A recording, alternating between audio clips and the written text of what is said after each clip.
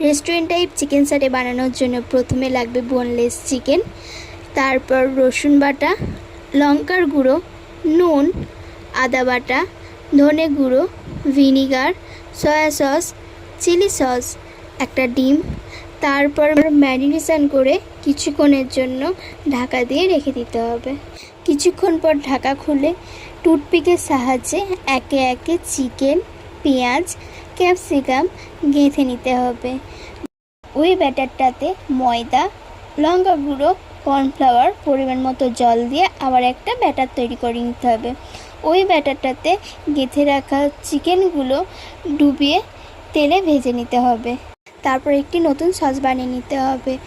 পেঁয়াজ কুচি, রসুন কুচি, soya sauce, chilli sauce, tomato sauce, পরিমাণ মতো জল এবং কর্নফ্লাওয়ার দিয়ে চিকেন স্যাটেগুলো টস করে নিলেই রেডি আমাদের